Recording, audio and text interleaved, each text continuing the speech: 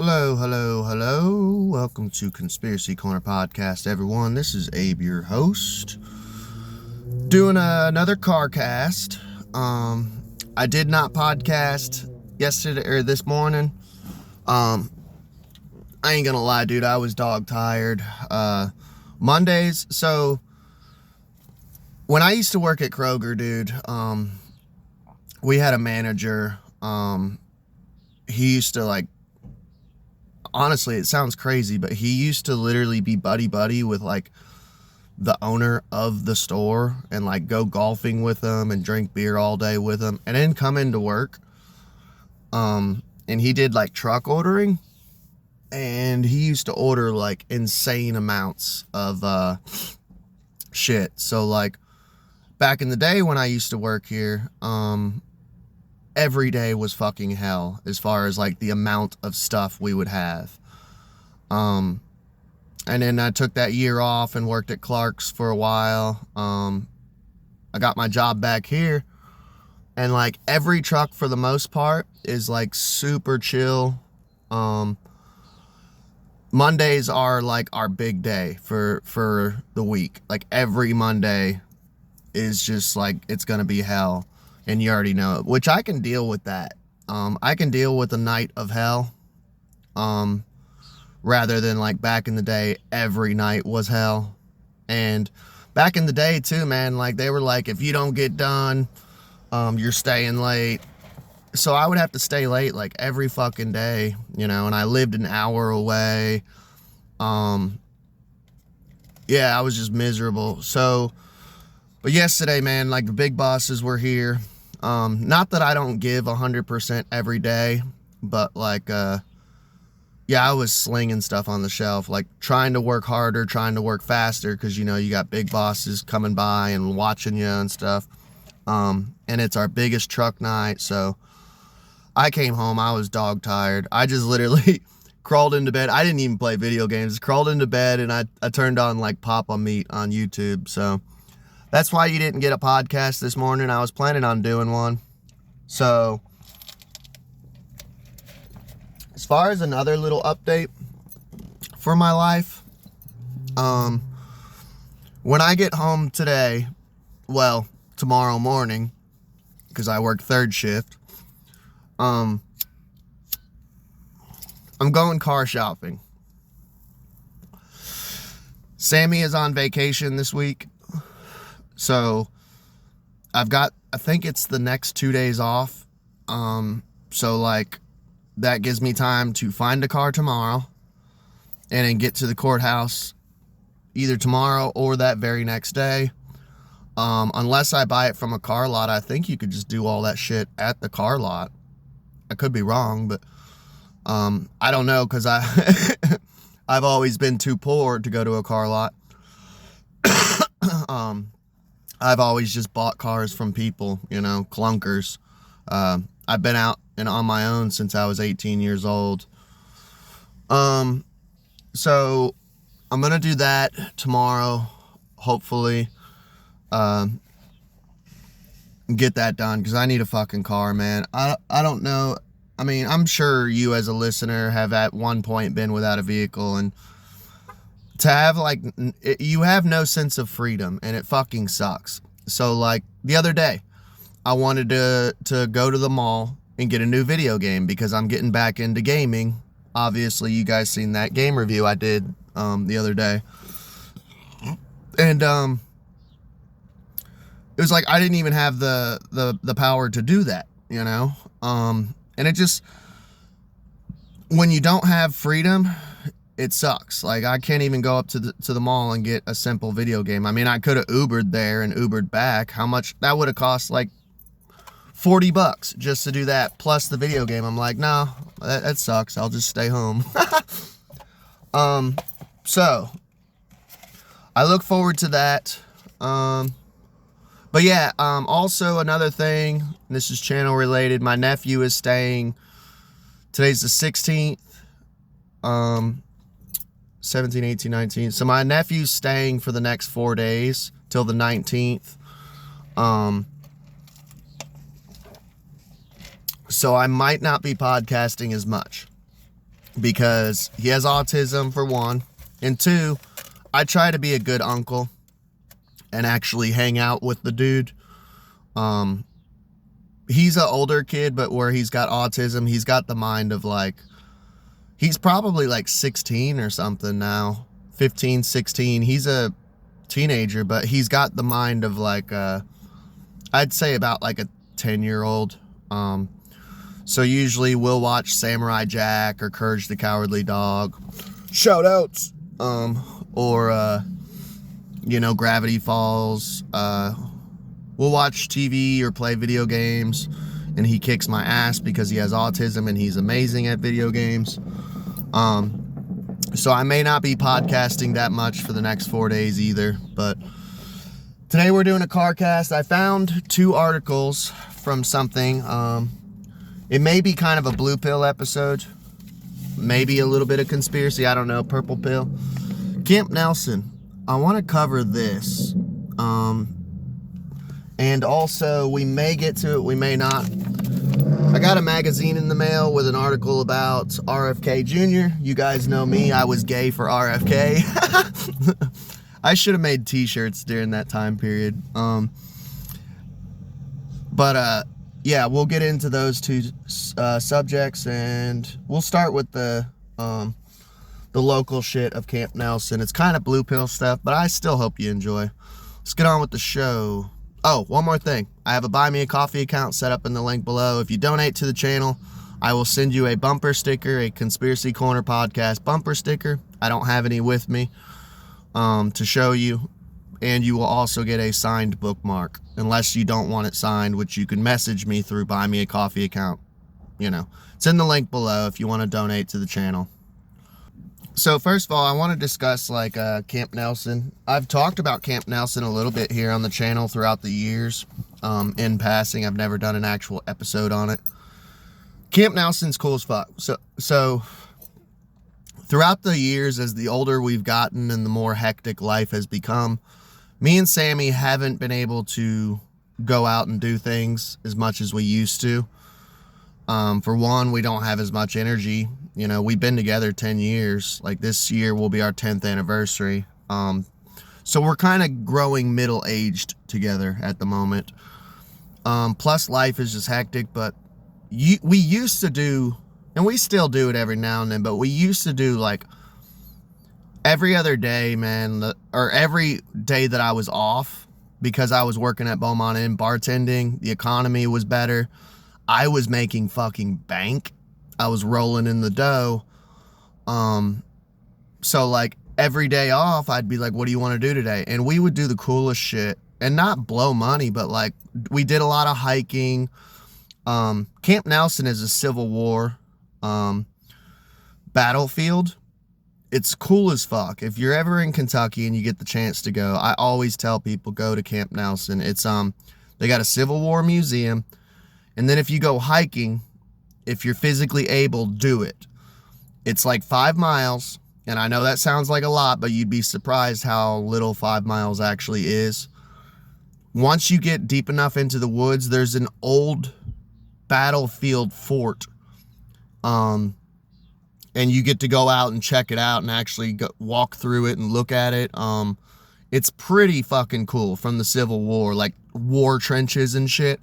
But you gotta get like halfway through the hike, because a lot of people would give up and just go back. Just push through and go. You'll see the fort. It's fucking awesome.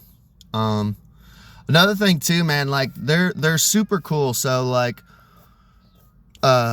I had this weird ass boss. Her name was Donna Sussman. I love her to death. I love her as like, you ever like love someone, like a family member, but you can't stand them personally? That's how Donna was. So like, she was really fucking weird. Like when I was bartending at Beaumont Inn, we were told that like you need to kind of know what's going on in the area, what there is to do, because it was a restaurant, but it was attached to a hotel. And you get people from all over the world, like New York, Australia. We got people from everywhere who would come and visit this spot, because it's a 4-star restaurant. It's swanky as fuck. So I would do this local shit. Like one time I went to Natural Bridge, and I ain't gonna lie, when I go to places, I love checking out the gift shop. I don't blow a shit ton of money, but I'll usually get like a bracelet or a t-shirt or something, you know, a patch. So I got this bracelet that said Natural Bridge on it. And they were super weird about uniforms. Like, they made you, like, if you had a piece of hair sticking up, they'd literally call you to the office, and you're like, what the fuck is it now? And they're like, well, you got your hair sticking up. You need to comb that down. Like this right here, I shaved 2 days ago. This doesn't look bad. They would say this is too scruffy. Like, it was retarded, man. But I remember one time I was wearing a Natural Bridge bracelet, and she goes, what's your bracelet say? I said, Natural Bridge. And she said, why?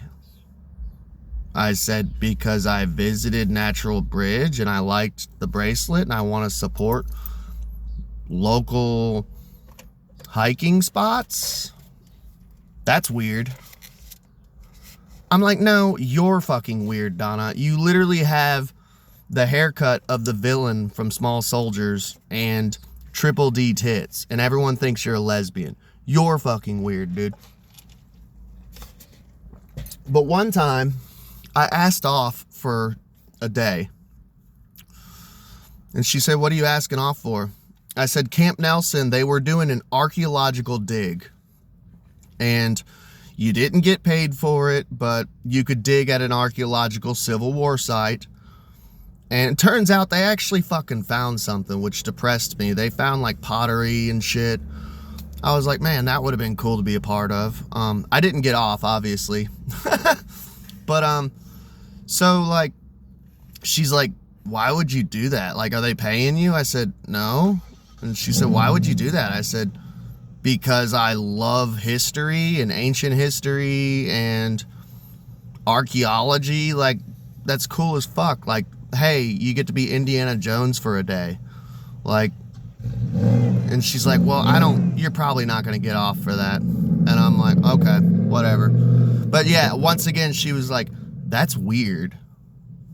Okay, I'm a weird dude. Like, I'm sorry that I don't sit at the house and watch soap operas and smoke cigarettes all day like you. Like, fuck you, man. But Camp Nelson's cool as fuck. So they're apparently shutting down. I'm going to read this article here and do some commentary.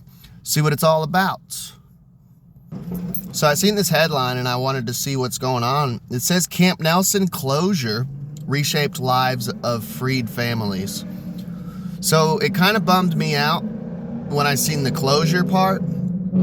I was like, oh man, did they not been making enough money, or was it something because it's Civil War related? Like, a lot of people have been trying to shut down Civil War shits, but it says it reshapes the lives of freed families. So I'm curious.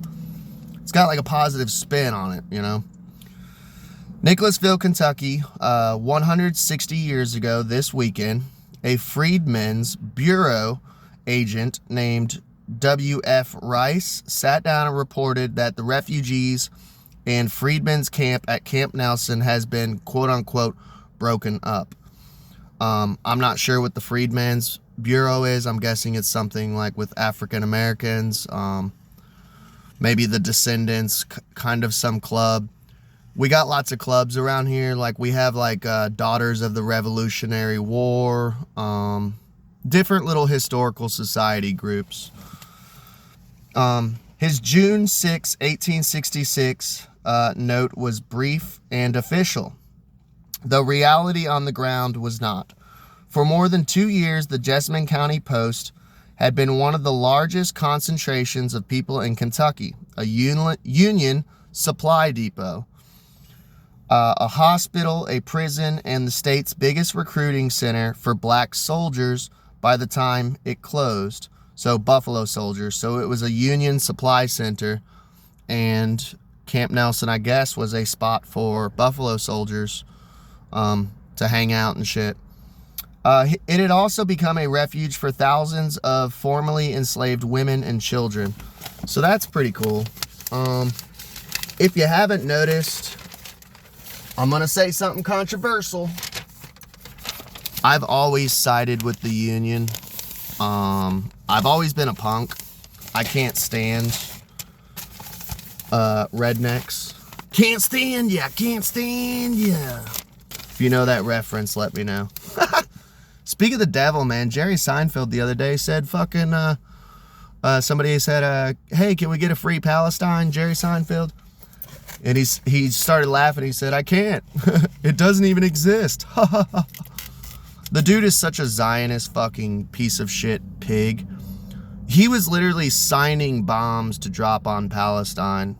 I kid you not. That's an actual fucking article and story. Go look it up. It's fucking nuts. I mean, I love Seinfeld the show, but I've heard people who went to his stand-up shows, and he's literally been doing the same set since like the 80s and 90s. Like, he never does any other sets. Like, he got the one set of like clean comedy. Have you ever he's literally a meme, you know? What's the deal with airplanes? I mean, they go up and they go down, and they charge you forever. Are you gonna get your luggage anytime today? You know what I mean? Like, that stupid type of comedy, man. It's like, bro, watch some Bill Hicks or something, man. Some good fucking comedy. So, its end did not come all at once. The refugee home was reported closed that spring. So, okay, this is talking about old closure then in the 1800s. So we're going to have a little history lesson. That's fine. I don't mind. Actually, that's kind of... that's why I said that. That article, the headline, hooked me, man. I was like, no, did Camp Nelson close? So this is cool. It did not come all at once. The refugee home was reported closed that spring. The soldiers' home stayed open until late July. The shutdown stretched across months, and it left displacement and uncertainty in its wake. Camp Nelson sat on defensible ground above the Kentucky River. At its height, it covered about 4,000 acres and held roughly 300 buildings, including warehouses. So, Camp Nelson, right? There's the actual museum, the hiking trails where like the fort used to be.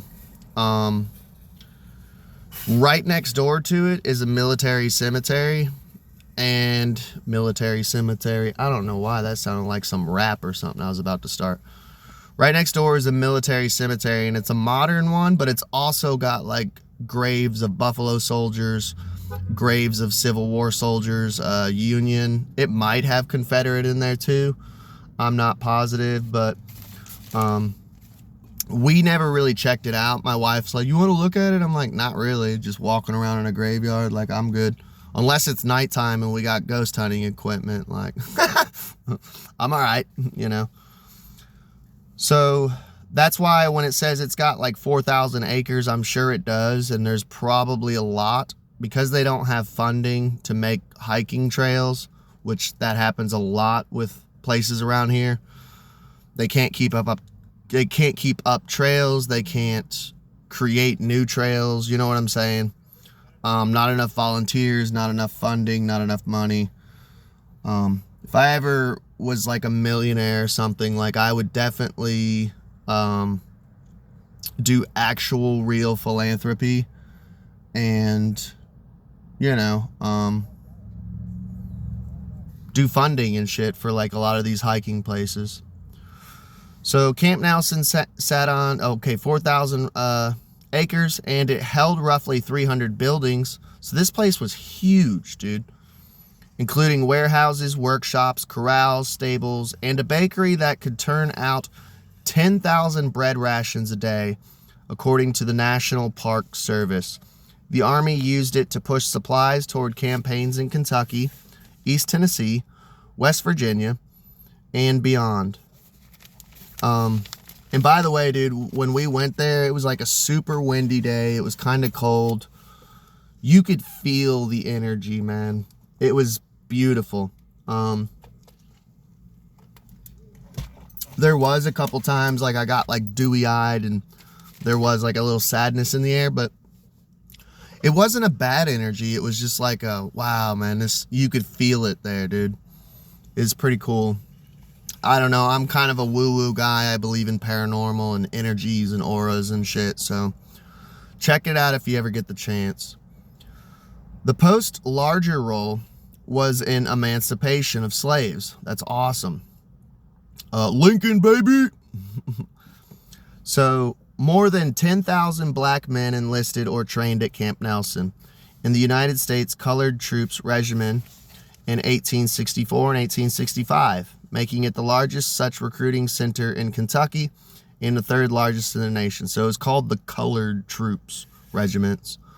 I know we're not allowed to say it. You guys know me. I don't give a fuck. I say whatever. Many of those men did not come alone. They arrived with wives, children, and relatives looking for freedom of their own. So the black men didn't leave their family for a pack of cigarettes. I'm sorry. I'm just fucking around. I'm just joking. The army's response was uneven and at one point deadly. In November 1864, officials forced about 400 black women and children out of the camp in freezing weather. Damn. Wow, that sucks. So Lincoln, I don't know, whoever was in control of that's shitty, man. At least 102 of them died. The Park Service days, the outrage pushed the Army to open the home for colored refugees in January 1865. Oh, wow, this is getting sad. The home started with barracks. The Union did them dirty, dude. The Buffalo Soldiers, it sounds like. It had a mess hall, a school, and an administration building. As the population grew, the Army added 97 duplex cottages. Okay, so they did eventually help them out. By late summer 1865, more than 3,000 black women and other civilizations were living there. The war's end did not end the emergency. Slavery remained legal in Kentucky until December 1865. And freedom seekers kept arriving at the camp. The Park Service says relocations began in August 1865, with many refugees sent toward Lexington, which is the next town over from me. Louisville, that one's about an hour away. And Ohio, which is like 4 hours away. Many stayed because they had nowhere safer to go. When the Army began dismantling the post, official commemorations say many of the wooden buildings were taken down and sold at auction. So they sold the wood. About 250 people. Dude, imagine having that piece of wood. I would buy one plank just to, like, for one, like, keep it under glass. Like, this is a historical piece of wood from such and such building. I wonder, too, if it had any energy. Like, I don't know. You guys know me. I have, like, an occult item collection. I have, like, a stone from where Shanda Shear was tortured at Witch's Castle. I have weird shit like that. Bones and stones. And I have a key from a haunted house. Like, I have weird shit. Ouija boards. I would love to have, like, one of those pieces of wood. Like, I would have bought one at the auction. And just preserved it and been like, this is where it's from. This is the history of the place. That, and there's this belief that, like, certain objects and stuff can carry energy. I forget what they call it. Crowley talked about it.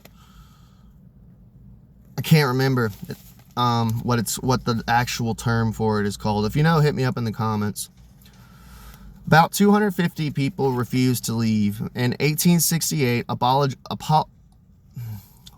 abolitionist John G. Fee and his wife Matilda. Hey. If you know that reference, let me know. I love Matilda. Sorry, I'm a Roald Dahl fan. Roald Dahl fan. They're censoring his books now. It's fucking gay. bought the former home property and resold lots to former soldiers and refugees. The sale helped create the Free Black Community of Ariel. That's a pretty name. Known now as Hull. Why would you rename... The community was called Ariel. To me, that is a beautiful name. That sounds like something an angel is called because it's E-L at the end. And then you just rename it to Hull. Why? It had a beautiful name before. That'd be like me naming a rose. Rose is a pretty name, right? Rose, Rose. And then I rename it, Stick. Like, why? I don't get it. Sorry, I'm a poet at heart. The community survived intimidation and violence from hostile white residents after federal protection withdrew. I believe it. Even to this day, it is 2026, and I cannot tell you, dude, how many fucking racist fucking rednecks there are here in Kentucky, man. And I'm sorry. I live, here. I've lived here like half my life, and the whole stereotypes of rednecks and racist. I'm not saying there's not good people here, but people just want to overlook it. Like, there's a guy in my neighborhood. He's white trash and redneck as shit. He's got like a gigantic swastika on his fucking forearm. Like, there's pieces of shit around here, dude. So, and there's certain towns, like we went to Corbin one time, and I'm like, we went there to go check out the Colonel Sanders KFC. It's the first KFC ever. You can go there and check out the museum, and it's still up and running. And it's got a museum there, and me and Sammy went and checked it out. That town is like, it's one of those towns of like, oh, we got to get out of here. Like, let's go check it. Let's go do our thing and check out the museum, but we ain't sticking around. Like, there's some shady fucking places here in Kentucky, man. And racism is still, like, very big here. The community survived intimidation and violence from hostile white residents after federal protection withdrew. It still exists today, and the Park Service says its residents include direct descendants of the soldiers and refugees who came through Camp Nelson. That's pretty cool. So it is still around today. And it's the descendants of the soldiers, the Buffalo Soldiers, who stayed at Camp Nelson. That's so fucking cool. If I can find out where it is, I would love to actually go and, like, just check it out, like where they live. And that's cool. They created like a whole little community. Little of the military city remains. The Oliver Perry House still stands as the monument's only surviving Civil War area building, and the National Cemetery was established the same year the depot closed. That's so cool. So yeah, I'll have to check out and see if I could find that community. Maybe that'd be a cool little day trip for me and Sam. Yeah, I got a bunch of plans for this channel. It's just finding the time to do it. Let me know what you guys think. I know it was kind of a blue pill episode, but it was relative to my life. I've been there, and I was like, hey, this is something I can sit here and talk about. And I may do a car cast here and there, who knows, just because sometimes I have enough time and enough actual articles as far as like printed literature articles of stuff I want to talk about and commentary on. But it's like, yeah, I have enough time to get here and do at least a 30-minute podcast with you all. And then you guys know, I used to do CarCast all the time, but I had enough time today. I'm like, yeah, I got enough time and I got enough stuff to talk about. Next time, my next CarCast, we'll cover this RFK article. It's about biotech and finances and all that. And apparently he's pissing off Washington, which is good. That's why I love RFK. I'm gay for RFK. But yeah, I'm going to work tonight, get up tomorrow, try to buy a car. I hope you guys enjoy these blue pill episodes where, you know, conspiracy is nice and conspiracy is fun, but we need a little break every now and then, you know. But love y'all. Please like, share, and subscribe. Comment down below. Let me know what you guys think about this little history lesson today, and y'all have a good day.